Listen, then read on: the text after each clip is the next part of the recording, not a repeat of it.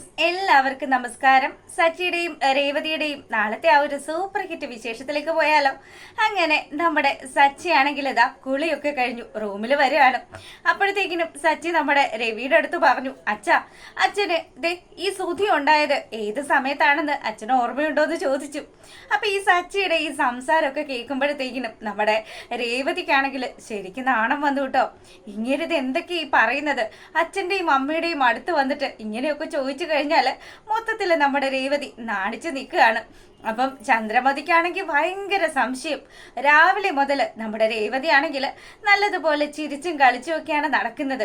അപ്പം ഇവർക്കിടയിൽ എന്തെങ്കിലും ഒരു സംഭവം നടന്നിട്ടുണ്ടോ എന്നുള്ളൊരു രീതിയിൽ നമ്മുടെ ചന്ദ്രമതി ഇങ്ങനെ ചിന്തിച്ചു കൂട്ടുകയാണ്.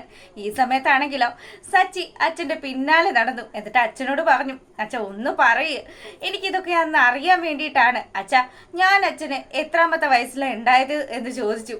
അപ്പൊ രവിയാണെങ്കിൽ, എന്റെ പൊന്ന് സച്ചി, നീ ഒന്ന് അടങ്ങി നിൽക്ക്, നിനക്ക് വണ്ടി ഓട്ടമുള്ളതല്ലേ, നീ വേഗം തന്നെ റെഡിയായി പോവാൻ പറഞ്ഞു. അങ്ങനെ നമ്മുടെ സച്ചിയാണെങ്കിൽ രേവതിയും രവിയും ഒക്കെ പറഞ്ഞത് കൊണ്ട് ആയിക്കോട്ടെ, ദേ കാര്യങ്ങളൊക്കെ എനിക്ക് പറഞ്ഞു തരണമെന്നും പറഞ്ഞ് അവനാണെങ്കിൽ ഡ്രസ്സ് മാറാൻ വേണ്ടി പോവാണ്. അപ്പൊ രേവതി റൂമിലേക്ക് ചെന്നു. എന്നിട്ട് നമ്മുടെ സച്ചിക്കാണെങ്കിൽ ഇടാൻ വേണ്ടിയിട്ട് നല്ലൊരു സൂപ്പർ ഒരു ഷർട്ടും ഒരു പാൻസും ഒക്കെ എടുത്ത് കൊടുത്തു. അപ്പൊ സച്ചി ചോദിക്കുന്നുണ്ട്, എന്തിനാ ഇപ്പൊ ഇതൊക്കെ ഇടുന്നത്? ഇത് നല്ലൊരു ഷർട്ടല്ലേ, ദേ ഞാനിപ്പോ വണ്ടി ഓടിക്കാൻ പോകുന്ന കൊണ്ട് എനിക്ക് സാധാരണ ഒരു ഡ്രസ്സ് മതിയെന്നും പറഞ്ഞ് അപ്പം വേറൊരു ഡ്രസ്സ് എടുക്കാൻ പോകുമ്പോൾ അത് വേണ്ട, നിങ്ങൾ ഇന്ന് ഈ ഡ്രസ്സ് ഇട്ടാൽ മതിയെന്നും പറഞ്ഞ് അവന് ആ ഒരു ഷർട്ടും പാൻസും ഒക്കെ കൊടുത്തു. അതുപോലെ തന്നെ എനിക്കൊരാഗ്രഹമുണ്ട്, നിങ്ങൾ ഈ ഷർട്ടൊക്കെ ഇൻസേർട്ട് ചെയ്തിട്ട് ഒന്ന് വരണമെന്ന് പറഞ്ഞു. അയ്യേ, ഞാൻ അങ്ങനെയൊന്നും ചെയ്യാറൊന്നും ഇല്ല രേവതി, പിന്നെ നിനക്ക് നിർബന്ധമാണെങ്കിൽ ഓക്കെ, ഞാൻ സമ്മതിച്ചു എന്ന് പറഞ്ഞ് സച്ചി ആണെങ്കിൽ ഒരുങ്ങിക്കൊണ്ട് നിൽക്കുകയാണ്. അങ്ങനെ രേവതി നേരെ പോയി ബ്രേക്ക്ഫാസ്റ്റ് ഒക്കെ എടുത്ത് വെക്കണമല്ലോ. അങ്ങനെ റൂമിൽ ചെല്ലുമ്പോഴാണെങ്കിലും നമ്മുടെ ചന്ദ്രമതി ആണെങ്കിൽ ഭയങ്കരമായിട്ടിരുന്ന് ആലോചിക്കുക, ഇതെന്താ സംഭവം? സച്ചിക്കും രേവതിക്കും ഇടയിൽ എന്തോ ഒരു സംഭവം നടന്നിട്ടുണ്ട്, അല്ലെങ്കിൽ അവൾക്ക് ഇത്ര സന്തോഷമൊന്നും ഉണ്ടാവില്ലല്ലോ. രാവിലെ മുതൽ അവളുടെ മുഖത്ത് വല്ലാത്തൊരു പ്രകാശം ഉണ്ടെന്നൊക്കെ പറഞ്ഞ് ചന്ദ്ര ഇങ്ങനെ ആലോചിച്ചുകൊണ്ടേ ഇരിക്കുകയാണ്. അന്നേരമാണെങ്കിലോ നമ്മുടെ ശ്രുതി അങ്ങോട്ട് വന്നു. ശ്രുതി വന്നിട്ട് പറഞ്ഞു, എന്താ ആൻറ്റി എന്താ ആലോചിക്കുന്നത്? എൻ്റെ പൊന്നു മോളെ, എനിക്കൊരു കാര്യം നിന്നോട് പറയാനുണ്ട്. ദേ അമ്മ പറയുന്നതൊക്കെ മോള് ശ്രദ്ധിച്ച് കേൾക്കണം. എനിക്കൊരാഗ്രഹമുണ്ട്, സച്ചിക്കും രേവതിക്കും ഒരു കുഞ്ഞുണ്ടാവുന്നതിന് മുന്നേ ദേ നിങ്ങൾക്ക് രണ്ടുപേർക്കും ഒരു കുഞ്ഞുണ്ടാവണമെന്ന് പറഞ്ഞു. അപ്പൊ പെട്ടെന്ന് തന്നെ നമ്മുടെ ശ്രുതി ആണെങ്കിൽ, ആൻറ്റി എന്തൊക്കെയാ ആൻറ്റി പറയുന്നത്? ഞങ്ങൾ കുറച്ചുകൂടെ താമസിച്ചിട്ട് കുഞ്ഞുണ്ടായാൽ മതിയെന്നുള്ളൊരു പ്ലാനിങ്ങിലാണ്. അതൊന്നും പറഞ്ഞാൽ പറ്റില്ല. ദേ ഞാൻ പറയുന്നത് പോലെ തന്നെ കാര്യങ്ങളൊക്കെ നടക്കണമെന്ന് നമ്മുടെ ചന്ദ്രമതി ഇങ്ങനെ പറയാണ്. അന്നേരമാണെങ്കിലോ ശ്രുതി പറഞ്ഞു, ശരി ആൻറ്റി, ഞാൻ ശ്രുതിയോടൊന്ന് സംസാരിക്കട്ടെ എന്ന് പറഞ്ഞു. അങ്ങനെ ഇവര് വർത്തമാനം പറഞ്ഞുകൊണ്ട് നിൽക്കുമ്പോഴാണ് ചന്ദ്രയും അതുപോലെ തന്നെ ശ്രുതിയും ആ ഒരു കാഴ്ച കാണുന്നത്. നമ്മുടെ സച്ചി ആണെങ്കിൽ ഇതാ പുതിയൊരു ലുക്കിൽ, നല്ല ജെന്റിൽമാൻ ലുക്കിൽ ഇങ്ങനെ നടന്നു വരികയാണ്. അപ്പൊ ഇത് കണ്ട പാടെ തന്നെ ചന്ദ്രമതി ആണെങ്കിൽ, ദേ നോക്കടി മോളെ, അവൻ എന്ത് മാറ്റമാണ്. ഇന്നലെ വരെ ഒരു ഒരുക്കവും ഇല്ലാതെ പോയിക്കൊണ്ടിരുന്നവനാണ്, ഇന്നിതാ ഈ ഒരു നിമിഷം മുതൽ അവൻ എന്തൊക്കെയോ ഒരു മാറ്റം സംഭവിച്ചിട്ടുണ്ട്. ഇവൻ ഇങ്ങനെ മാറിയിട്ടുണ്ടെങ്കിൽ അതിന് പിന്നിൽ രേവതി തന്നെ ആയിരിക്കുമെന്നും പറഞ്ഞു. അങ്ങനെ നമ്മുടെ ചന്ദ്ര ഇങ്ങനെ നോക്കി നിൽക്കുകയാണ്. ഈ സമയത്താണെങ്കിലോ നമ്മുടെ രേവതി അവിടെ ആ ഒരു ഡൈനിങ് ടേബിളൊക്കെ തുടച്ചുകൊണ്ട് നിൽക്കുകയാണ്. അപ്പം അവളൊന്നും ഇങ്ങനെ നോക്കുമ്പോഴാണെങ്കിലോ സച്ചി ആ ഒരു സ്റ്റെപ്പൊക്കെ ഇറങ്ങി വരുമ്പോഴത്തേക്കിനും രേവതിക്ക് ശരിക്കും ഇഷ്ടമായി. അവൾ പറഞ്ഞതുപോലെ തന്നെ അതേ രീതിയിലൊക്കെ ഷർട്ടൊക്കെ ഇൻസേർട്ട് ചെയ്ത് വരുമ്പോഴത്തേക്കിനും അവൾ വേണമെങ്കിൽ ഇങ്ങനെ കണ്ണെടുക്കാണ്ട് നോക്കി നിൽക്കുക. സച്ചി എന്നിട്ട് അടുത്ത് വന്നു, അതെ ഇപ്പൊ ഓക്കെ ആണോ എന്ന് ചോദിച്ചു. അന്നേരം നമ്മുടെ സുധി റൂമിലേക്ക് വന്നു. അപ്പൊ സുധി പറയുന്നുണ്ട്, ഇതെന്താണ് സച്ചി, ഇത് വല്ലാത്തൊരു കോലമാണല്ലോ. അല്ല, ഈ കാർ ഡ്രൈവർ ഈ വേഷത്തിലൊക്കെ പോവേണ്ട ആവശ്യമൊക്കെ ഉണ്ടോ?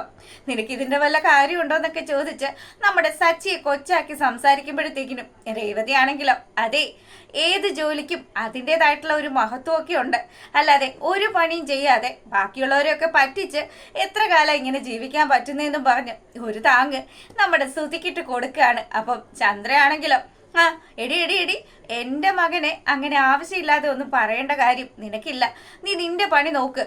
അവളുടെ ഒരു ഭർത്താവ് കണ്ടേച്ചാലും മതിയല്ലോ, സ്കൂൾ പിള്ളേർ ഒരുങ്ങി പോകുന്ന പോലെ ഉണ്ടെന്നൊക്കെ പറഞ്ഞ് ചന്ദ്ര നമ്മുടെ സച്ചിയെ കളിയാക്കുകയാണ്. അപ്പൊ രവിയും അതുപോലെ തന്നെ ശ്രീകാന്തും കൂടി അങ്ങ് വന്നു. ചന്ദ്രേ, നീ ഒന്ന് നിർത്ത്, ദേ അവൻ ഒരുങ്ങി വന്നിട്ട് എന്ത് ഭംഗിയാ കാണാനായിട്ട്. അപ്പൊ ശ്രീയും പറഞ്ഞു, ഏട്ടനെ കാണാൻ നല്ല രസമുണ്ട്, ഏട്ടൻ ഇതുപോലെയൊക്കെ വൃത്തിക്കൊക്കെ ഒന്ന് നടന്നാൽ എന്താണെന്ന് നമ്മുടെ ശ്രീകാന്ത് ചോദിക്കുമ്പോൾ, എന്റെ പൊന്ന് ശ്രീ, വണ്ടി ഓടിക്കുന്ന സമയത്ത് ഇതുപോലെയൊന്നും ഇരുന്നൊന്നും ഓടിക്കാൻ പറ്റത്തില്ല, ഇപ്പൊ തന്നെ നല്ല പോലെ ചൂടെടുക്കുന്നുണ്ട്. ദേ രേവതി, എനിക്ക് കുറച്ച് സമയം കഴിയുമ്പോൾ ചൂടെടുത്ത് കഴിഞ്ഞാൽ ഞാൻ ഇതൊക്കെ അങ്ങ് പുറത്തോട്ടെടുത്ത് ഇടുമെന്നൊക്കെ പറഞ്ഞു.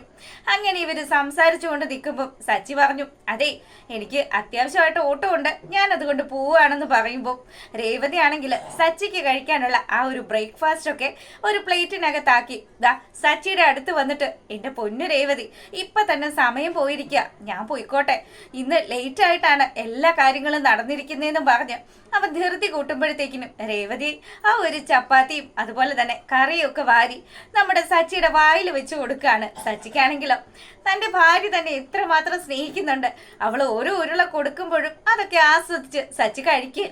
അതൊക്കെ കണ്ടു നിൽക്കുകയാണ് നമ്മുടെ രവിയും അതുപോലെ തന്നെ ചന്ദ്രമതിയും. ചന്ദ്രയാണെങ്കിലോ വാ പൊളിച്ചു നിൽക്കുന്ന അവസ്ഥയാ. ചന്ദ്ര ഇങ്ങനെയുള്ളൊരു സീൻ അത് നമ്മുടെ സച്ചിയുടെയും രേവതിയുടെയും ജീവിതത്തിൽ ഇത് ആദ്യമായിട്ടാണല്ലോ കാണുന്നത്. അങ്ങനെ നമ്മുടെ സച്ചിക്ക് ഭക്ഷണമൊക്കെ വാരി കൊടുത്തു, അവനോട് യാത്രയൊക്കെ പറഞ്ഞു. അങ്ങനെ ആ ഒരു ഗേറ്റിംഗ് വരെ രേവതി കൊണ്ട് ആക്കാൻ പോകുമ്പോഴത്തേക്കിനും സച്ചിയോട് രേവതി ഒരു കാര്യം പറഞ്ഞു, അതെ നമുക്ക് ഒരു സെൽഫി എടുത്താലോ, എൻ്റെ കൂടെ നിന്നിട്ട് നിങ്ങൾ ഇതുവരെ ഒരു ഫോട്ടോ എടുത്തിട്ടില്ലല്ലോ. അപ്പൊ ഒരു പരാതി പോലെ ഇങ്ങനെ പറയുമ്പോഴത്തേക്കിനും സച്ചി പറഞ്ഞു, ആ ഇങ്ങ അടുത്ത് നിൽക്ക്. അങ്ങനെ സച്ചി നമ്മുടെ രേവതിയെ ചേർത്ത് നിർത്തിയിട്ട് ഫോട്ടോ എടുക്കുകയാണ്. അങ്ങനെ അവര് നിന്ന് വളരെയധികം ഹാപ്പി ആയിട്ട് ആ ഒരു സെൽഫി എടുക്കുന്നത് കാണിച്ചുകൊണ്ടാണ് നാളത്തെ പ്രൊമോ വിശേഷം അവസാനിച്ചിട്ടുള്ളത്. അപ്പതാ എപ്പോഴും പറയുന്നത് പോലെ നിങ്ങൾക്ക് ചാനൽ ഇഷ്ടപ്പെട്ടാൽ ലൈക്ക് ചെയ്യാനും കമന്റ് ചെയ്യാനും ഒന്നും മറക്കരുത്. മറ്റൊരു വിശേഷമായിട്ട് കാണാം. അതുവരെ എല്ലാവർക്കും നല്ലൊരു രാത്രി ആശംസിക്കുകയാണ്. അപ്പോൾ ഓക്കെ, ഗുഡ് നൈറ്റ്.